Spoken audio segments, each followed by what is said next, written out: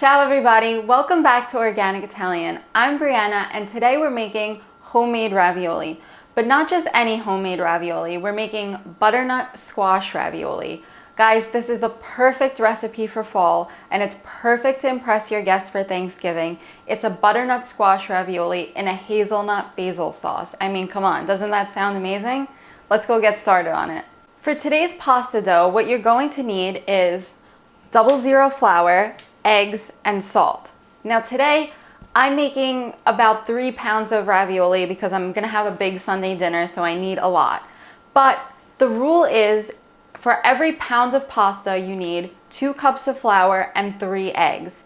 Now, I know there's a lot of different ways to make pasta dough. This is the best way that I found that works for me when I make this recipe.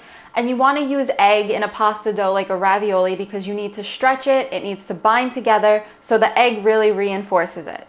So now we're going to head over to the mixer. There's 2 different ways you can make pasta. You can do it by hand, or now we have this amazing invention, the KitchenAid mixer, which I absolutely love. I use it for everything. So for the purpose of today's video, and because we have a lot of different moving parts here, we're gonna make the dough in our mixer. So we have our flour and our salt in the mixer. So the rule is 1 teaspoon of salt for every pound of pasta. So 2 cups of flour, 1 teaspoon of salt, 3 eggs, there's your pound of pasta. Double it as necessary for however many pounds you wanna make. So I'm just gonna give this a quick mix. It's just the salt and the flour in here before I add the eggs. And then we're gonna keep this on low speed and just slowly add our eggs to the mixture. You don't wanna add all of them at once. Give it a chance.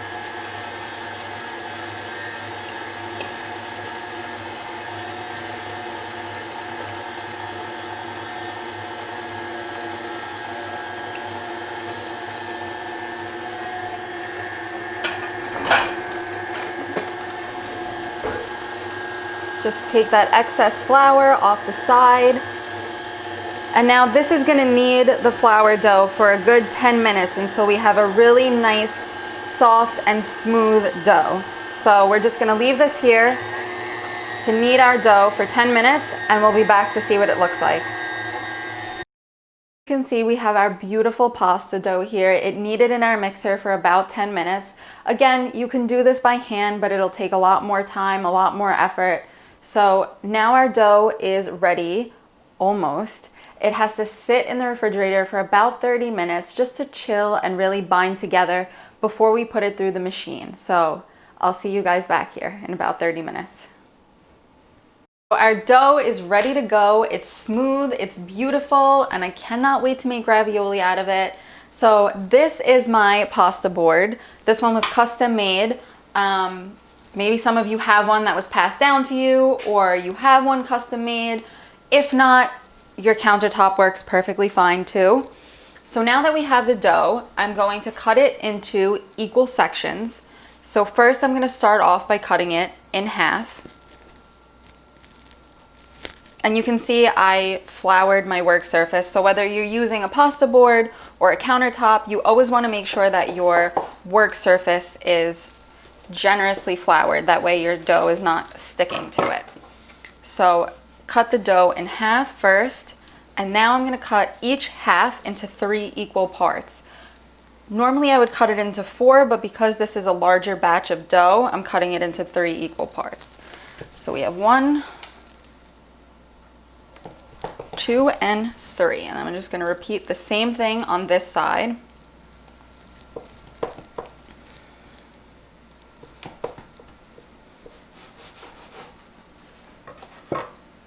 So I have all my pieces of dough.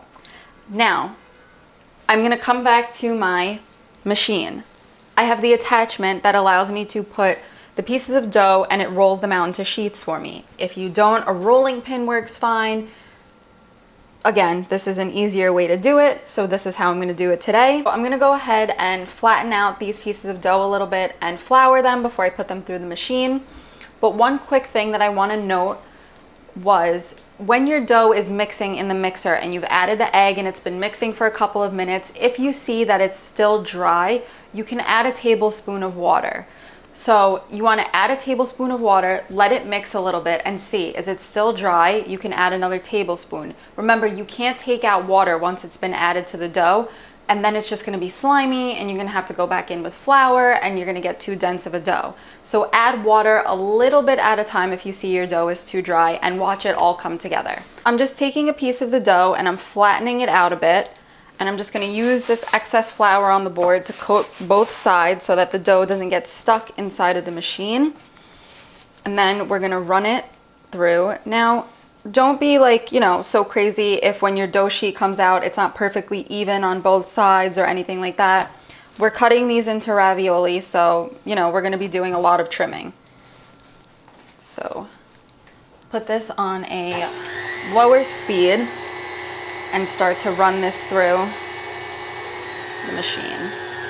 And you want to run it through a couple of times because you don't want a super thick ravioli. Because remember, a ravioli is a layer of pasta on the bottom and a layer of pasta on the top, and you don't want it super duper thick. Now you might have some of these air bubbles, it's fine.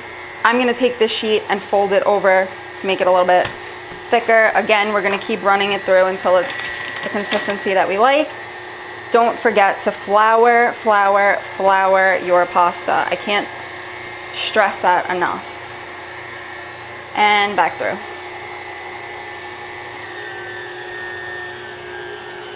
There we go.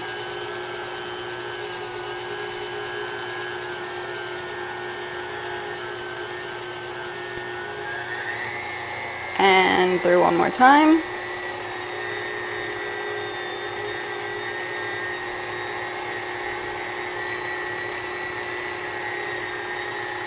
And you have your beautiful sheet of pasta ready to go for your ravioli. I roasted my butternut squash in the oven for about an hour at 450 degrees. And now it's time to make the filling. So I already went ahead and prepped all of the ingredients for the filling inside of my blender.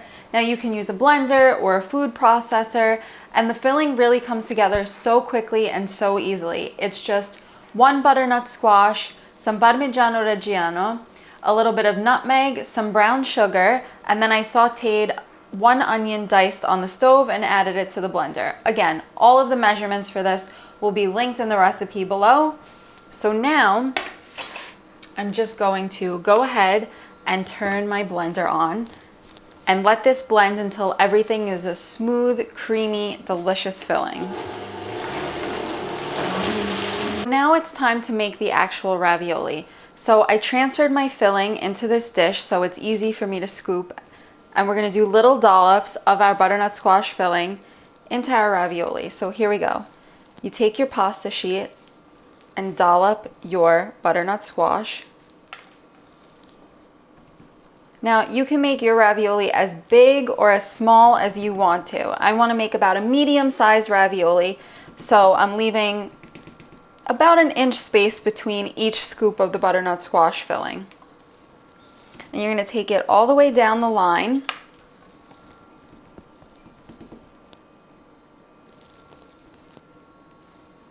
Put a little bit more on this one.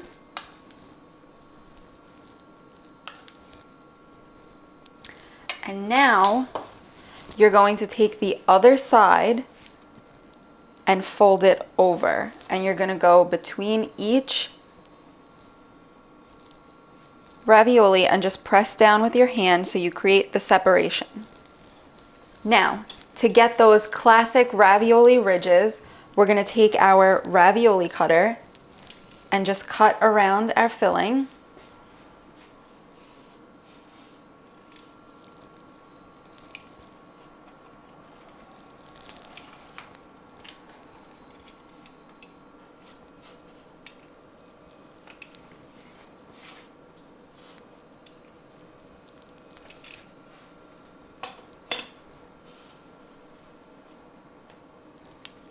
And there we go. We have one ravioli ready to go.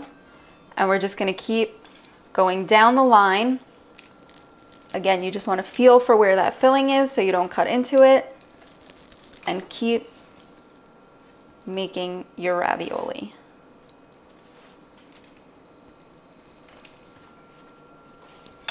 Now, the great thing about all these little pieces that you're gonna have excess that you couldn't make another ravioli with is you can clump them all together and run them through this machine again and get more dough. So depending on how much dough or how many ravioli you're trying to make, you know, you can keep using these scrap pieces for more ravioli.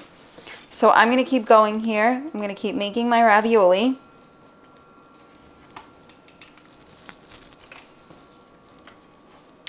Now, as I said, I'm using these ravioli for Sunday dinner. Today's Saturday, so I'm gonna make a couple for the purpose of today's video so you guys can see what they look like in the sauce, finish, and all of that, but storing them. So because I'm making these tomorrow, I'm gonna store them in the refrigerator overnight. Perfectly fine. You wanna let them dry a little bit so they don't stick together. You can put them in an airtight container or in a Ziploc bag. But if you plan on using these next weekend, or you made too many and you're not going to eat them all today, you can store them in the freezer for a couple of weeks and they'll be ready for you to pull out when you're craving some ravioli. All of our ravioli have been made. They're on our pasta board waiting for us. Like I said, I'm planning to use all of these ravioli tomorrow, but for the sake of today's video, I'm just going to make a handful to show you how I make the sauce. So if you come in over here, I have some oil, some butter, basil, chopped hazelnuts, garlic, and a little bit of breadcrumbs. And this is going to be the sauce for our ravioli. I have a pot of water over here. It's just about boiling. I'll throw the pasta in a minute. You're going to let this sauce cook for about 10 to 15 minutes. You don't want it to burn, so you want to keep it on a low heat. And then once your ravioli are done, now homemade pasta takes less time to cook than a dry pasta. So once you see your ravioli start to float to the top of your pot, they're done, ready to go. You can transfer them into your saucepan and they'll be ready to eat. So I'm gonna cook my pasta and I'll be back in a minute.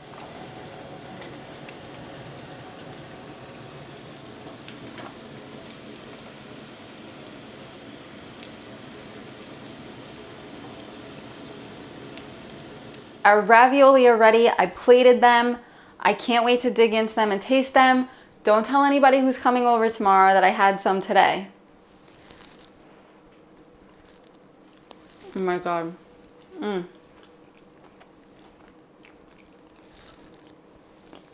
That is fall on a plate, guys.